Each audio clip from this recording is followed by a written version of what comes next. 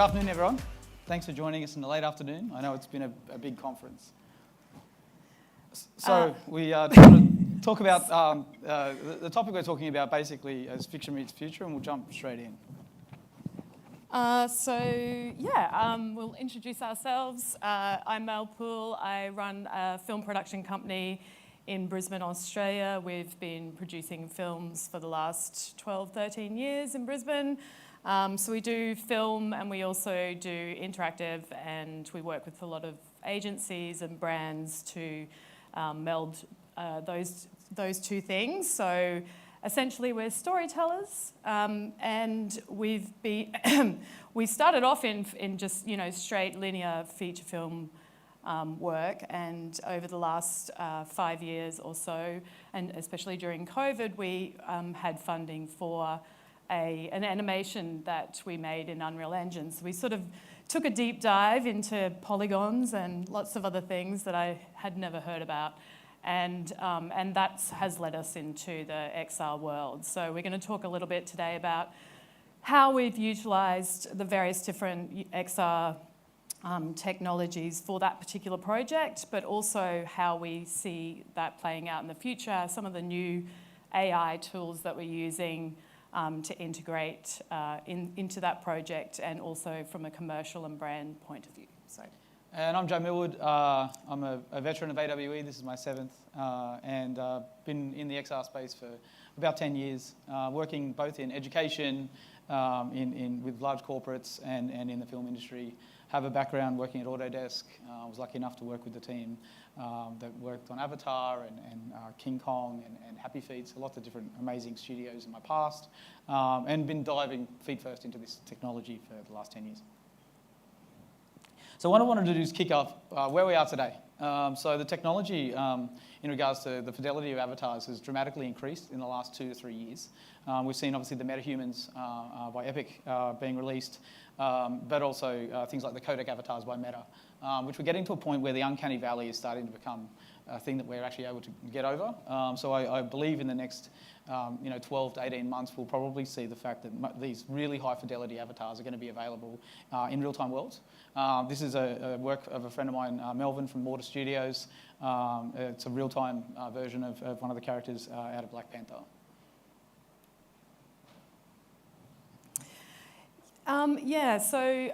In terms of, from a film and television and content viewing perspective, when we talk about spatial computing and how that's being used, we're still sort of seeing that, a lot of it is being consumed in a fairly linear 2D content sort of way. So big screen is essentially just, replicating the 2D experience in a virtual environment. And what we are building is what will be the next step. Some of the areas we are seeing opportunities in spatial computing is in pre-production. So there's an amazing new startup called Rethink, who are basically taking sort of workrooms, building it for the creative and entertainment space. So they're integrating things like Adobe Suite and other things to allow you to bring in your existing Photoshop content, your existing videos, but then also they've integrated AI, so they can generate 3D models, 3D assets, and also 2D assets inside, and allow folks to collaborate in that space. So we're definitely seeing that being something that's going to accelerate in the next 12 to 18. And we'll also talk a little bit more about some of the tools that we're using as storytellers. In particular, one tool, Athelia. We'll talk a little bit more about Athelia soon. But I think it's really exciting for us as storytellers, the advancements in generative AI. We're seeing studios, consider and uptake these things as we start to sort of, interact with some of the major Hollywood studios. So, it's exciting from a storytelling point of view as the sort of models become more personalised, and as we can create a world around our data and our story and our narrative. So. I guess the big part of it is we're realising is with the current generation of AI models, they're not designed for narrative. So they're designed to anticipate the next word. So they don't understand story or scope. And there's also issues with the current open models in regards to their data integrity, the privacy, the copyright issues as well. So the studios themselves aren't actually adopting these technologies in production. They're playing around with them, they're looking at them at the moment, but they're definitely, we don't see someone using OpenAI, for example, in a major studio because the copyright issues with that and the fact that they're open models, they're not going to allow that stuff to be shared to the broader public. And I think I think that also has commercial application. Like what we're finding is that we started, we've been working a lot in creating these, and working with Athelia that we'll talk about in a little while, in the closed loop, sort of creating a narrative, creating a voice and your own voice. And I think that's where it also has a crossover into the commercial advertising and branding world. So, yep. So let me introduce you to the project that sparked our foray into XR, if you will. So this is Metropius. We began working on Metropius just before COVID, and we had funding to make an animated pilot TV series, a pilot for a TV series. So we made a 20-minute animation in Unreal Engine, and since then we have created comics with built-in AR capabilities. We've created VR experiences, we've created, and then we've added the layer of generative AI onto our 3D models. So in a little while, we'll also show you an example of one of those interactions that we created for our panel at South by Southwest last year. So Metropius has had funding from our local Screen Body. It also won an Epic Mega Grant and a bunch of awards. It won a writing award in Australia, Australia's highest writing award, an Augie Award, and it also won an award for cinematography in Australia. So we're really excited with building it in Unreal Engine and having our world created and all of the assets. We're really excited about using that in various different forms in an XR way. So that's why we're here. Yeah, and we'll show you the trailer now. So this is the trailer, and it's available online on YouTube as well.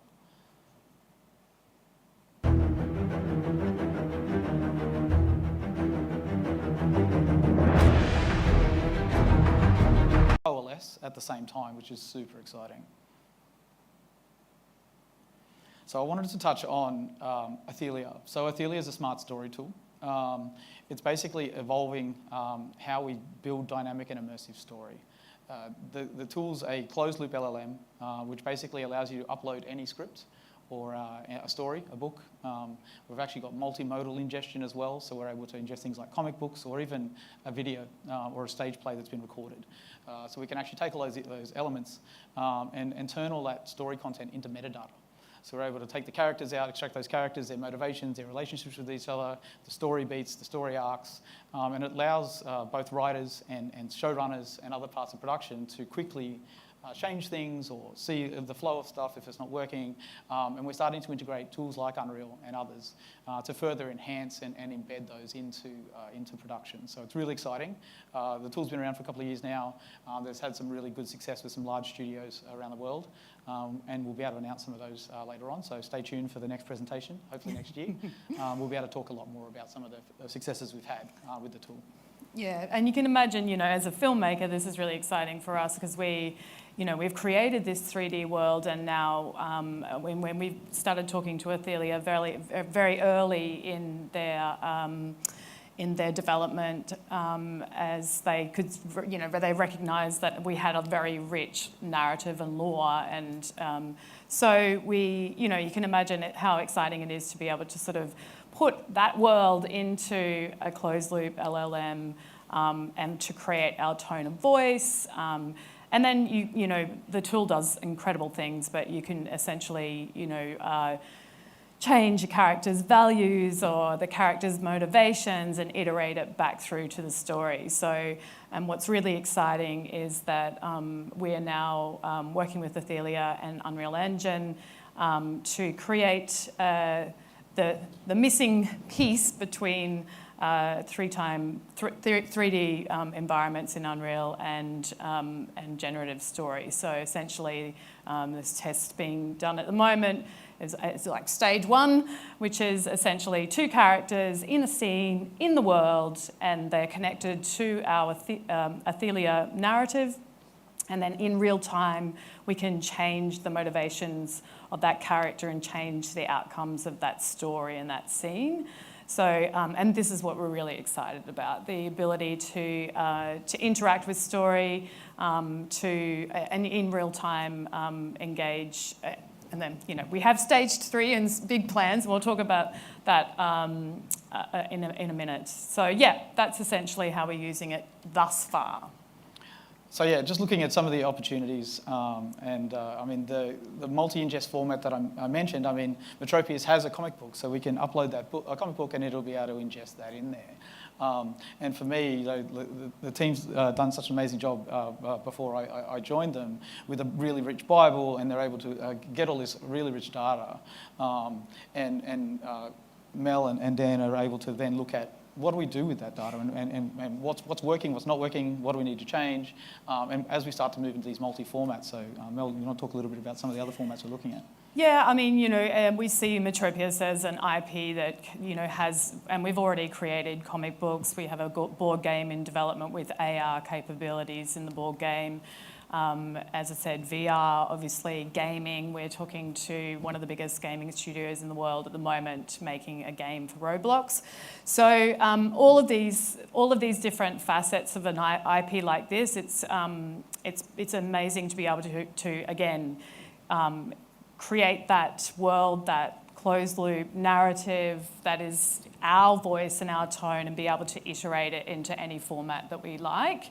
And yeah, I mean, initially we spoke to our lead writer about this, Ali Burnham, and the way that you use Athelia is very much as a tool. It doesn't exist without writers. It is essentially taking everything that we have written and everything that we have created and being able to kind of tweak and iterate them and ensure that there's consistency of character, which is really important. So as we progress with this IP and as we move it through to various different XR experiences, we know that the tone and the world is consistent. And the tech demo we're going to show you next was built last year, and you'll see that the fidelity has even increased since last year. But do you want to talk a little bit about that now?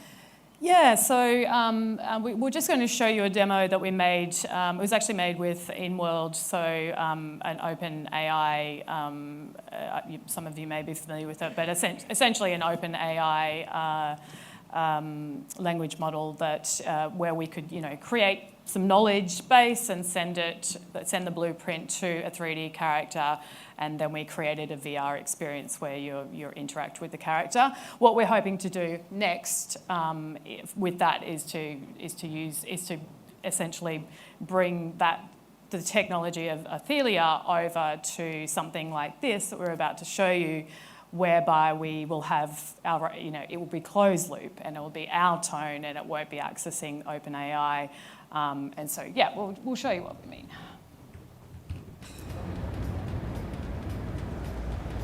Hi. State your full name. My name is Curtis Roberts. Why do you wish to become a Metropian? Curtis Roberts.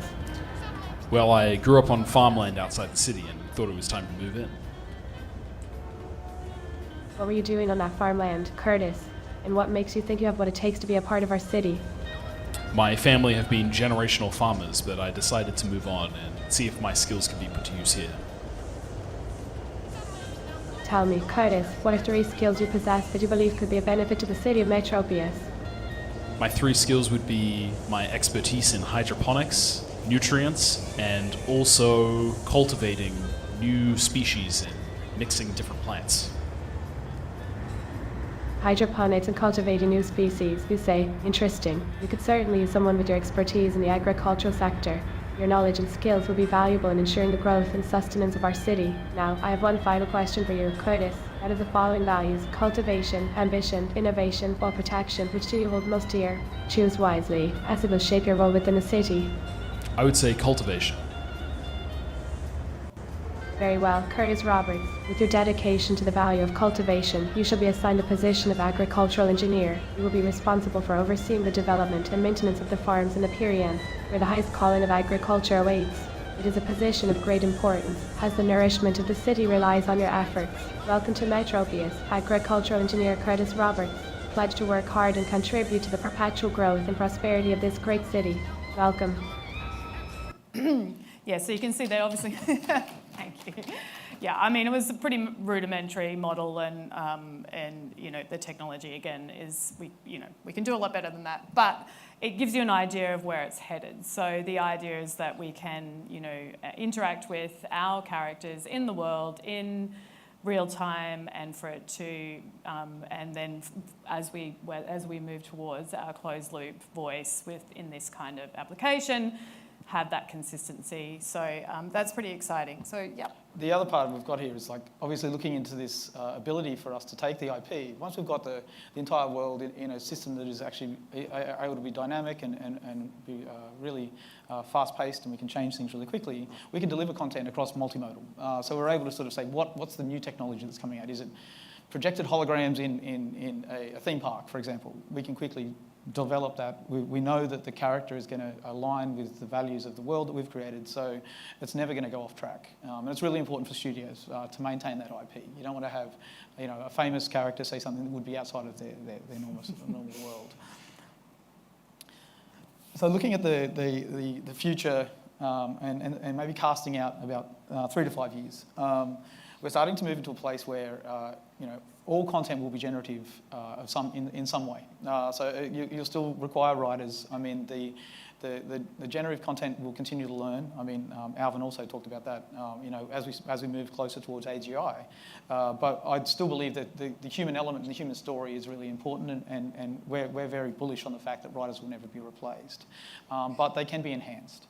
So there was examples where having to do rewrites or having to do things where maybe they've changed the character's motivation, as Mel said. Those things are mundane and quite time-consuming tasks, but the generative tools are able to say, these are all the areas where you can rewrite. These are all the areas where you have to do that work. We can help you with that, or you guys can jump in and do it yourselves. So it gives the writers and the showrunners, the producers and directors chances to actually sort of quickly and more efficiently do things. And especially when it's before greenlight, before it's actually been funded, it allows these folks to build a pretty sophisticated story world and show that to a potential producer. From a commercial point of view as well, Joe, it's the example that we just gave you then, you can imagine having a closed loop language model on a character for a brand, or a virtual concierge. So these are the applications that we're looking to in terms of from a commercial point of view as well, that may have maybe of more interest to a broader audience than just the film and television audience. But definitely, the more that we develop with this with our own story voice and our own brand tone in this IP, the more we see that this can be applied in the commercial sense as well. So that's what we're exploring. And personalisation. So our next step for Metropius is to continue the integration with Athelia and Unreal, and our working towards being able to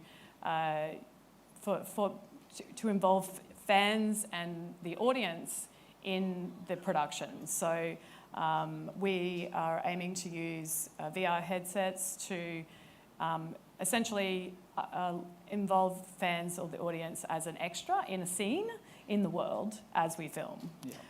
We're still exploring what that virtual production, like virtual reality production, may look like. And I mean, if we may only have a limited number of fans that can audition to be an extra, but we could also have it filmed in front of a live studio audience, so they could actually see the filming in the world. But the Metropius world will also be a persistent world that will continue. So you'll be able to just visit the world and see what's going on. And when you say live studio audience, we mean people anywhere in the VR. world with a VR headset on, being in Metropius as we film a series, an episode. But I mean that's the next step for us is to involve that audience and for it to be real time and for it to be generative. So imagine if you're a fan and you can enter Metropius with your headset on. You can walk up to an NPC. It's all connected to our language model and our story model. We've created some basic frameworks around how a scene will play out, but essentially every time you interact with that character, you're telling a different story.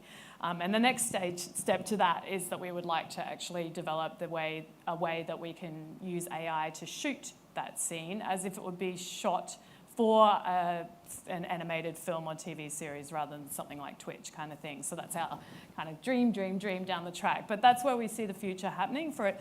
As to talk to the legend Elvin's comments in his chat before, it is all about personalisation, and that we're really excited to be able to use VR to welcome our audience and fans much earlier than you would normally. I mean, you're usually working on something for years before it goes to an audience. So for us to be able to welcome them into the world as we develop the world and as the world grows, and for them to be able to have real-time interactions with our characters, that's what we're really excited about. Oops, back one. This is where you can connect with us. I'm very active on LinkedIn. I'm always posting sort of things about the industry. Metropius.com if you guys want to see the trailer. Athelia's also got a free trial. So any of the budding filmmakers, story writers, anyone that's interested just in generally in understanding brand story, brand voice, jump onto the website and you can jump on a free trial as well. And finally, if you have solutions in that pipeline, we are currently working through that pipeline, and so we're looking for the best partners in the hardware, the best partners in connecting through to Unreal, and that's what we're developing. So we'd love to collaborate with you. I have some Metropius stickers if anyone would like one. But thank you for coming and listening to us talk. Thanks, guys. All right.